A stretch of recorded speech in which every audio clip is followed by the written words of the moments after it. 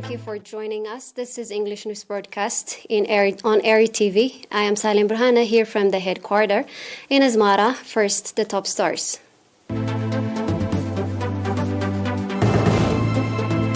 Seminar to nationals in Juba and its environs.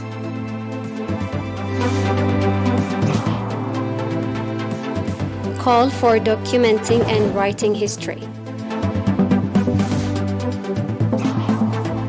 Egyptian soldiers killed in armed attack in Sinai.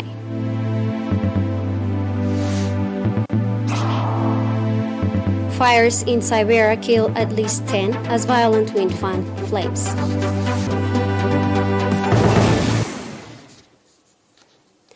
The presidential advisor and head of political affairs of the PFDJ, Mr. Eritrea, conducted a seminar to nationals in Juba and its environs, South Sudan, focusing on the objective situations in the homeland and regional as well as global developments. At the seminar conducted yesterday, 7th May, Mr. Yamana gave an extensive briefing on the Eritrean struggle for independence and safeguarding national sovereignty for the last 60 years, as well as on strong resilience against all external hostilities, and stated that priority is being given to addressing challenges and ensuring regional peace and security, indicating that the progress and development of nations and societies are not only the responsibility of governments but also of citizens. Mr. Yamana explained the role and contribution of Eritreans inside and outside the country and called on them to reinforce organizational capacity.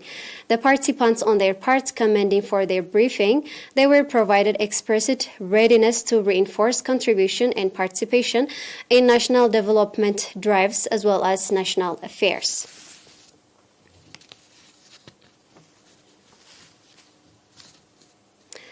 At a seminar organized to youth workers in Mandafera on 6th May, Mr. Alamseged Tesfa, historian and author, called on the youth to concentrate on documenting and writing historical events of their country. At the seminar, Mr. Alamseged gave extensive briefing on the concept of nation and nationalism and called on the youth to deeply understand their history. Mr. Alamseged indicating that history has significant role in developing the understanding and in foiling external conspiracies and hostilities, called for transferring the shining history of the Eritrean people to posterity.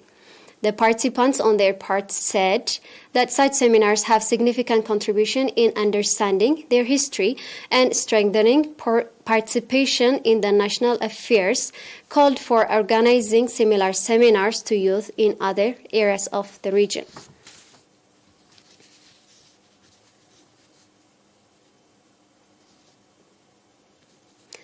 The microcredit and saving program in Gashbarka region is significantly contributing in improving the livelihood of citizens by opening branches in remote areas of the region, indicating that credit service is being provided to individual groups as well as people in the civil service. Mr. Mogos Mahari, head of the branch force in the region, called on the public to take advantage of the opportunity, pointing out that the program has 189 village banks in 8 subzones and 150 administrative areas in the region.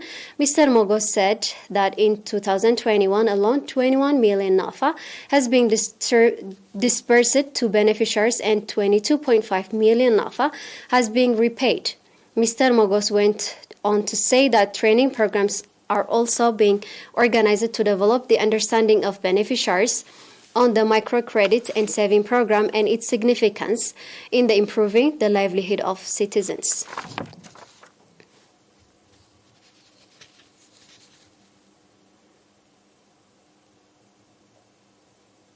Following a short break, we'll be back with international news. Please stay tuned.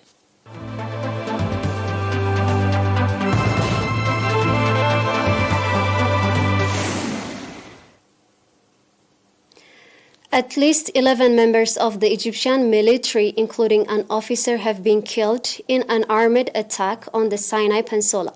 This is according to an army spokesman, adding that the security forces foiled a terrorist attack on a water lifting station east of the Suez Canal.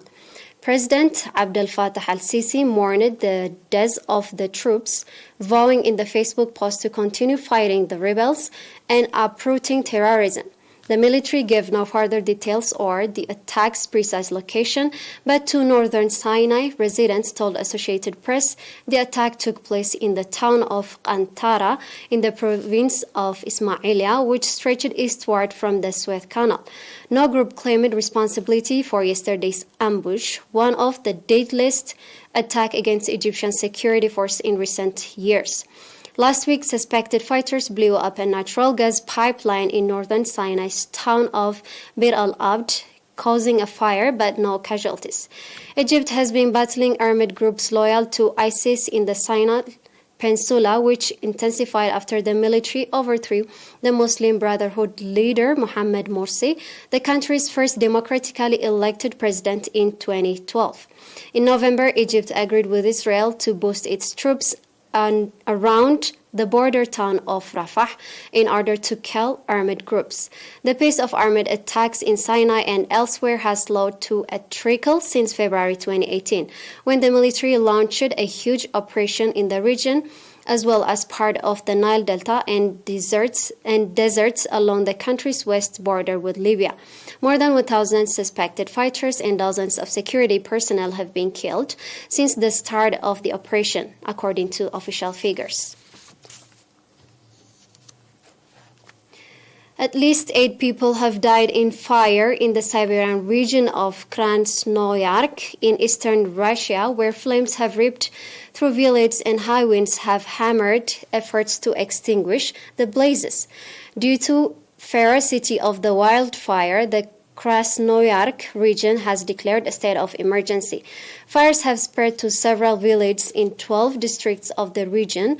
Russia's Interfax news agency reported on yesterday, citing the Regional Disaster Management Agency. 3 people, including 2 children, were reported to have died in fires in the village of Talashanka, about 200 kilometers north of the major city of Krasnoyarsk, and 2 people were killed in the village of Nikolsk, 300 meters west of Krasnoyarsk. Burning homes and farm buildings were reported in numerous other localities. Krasnoyarsk Regional Governor Alexander Us stated high winds of up to 40 meters per second had brought down trees and power lines across large swaths of the region, sparking the fire, which authorities said 300 firefighters backed by 90 vehicles were battling. Temporary shelters are being opened for people in worst hit areas, with medical and psychological support units also being made available, but also an order to cut off electricity in part of the region was given by the governor to save for survival facilities, service stations, and water supply system. Extinguishing the fire is being complicated by meteorological conditions. Violent winds are fanning the flames and preventing them from being put out. Aircrafts cannot be used in fighting the fire due to the high wind load, the regional ministry for emergency said on Telegram. Forest-rich Siberia has suffered from unprecedented fire for several years. Last year, they blenched 16 million tons of carbon into the atmosphere. This is according to an annual Europe climate report. And now, time for the reminder of the top stars.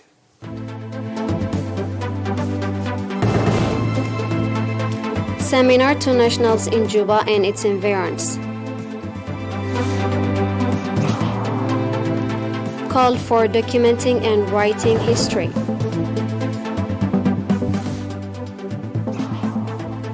Egyptian soldiers killed in armed attack in Sinai.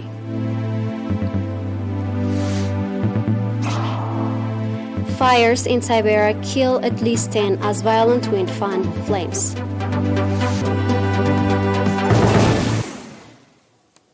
That's all with the news for this evening. Thanks for being with us.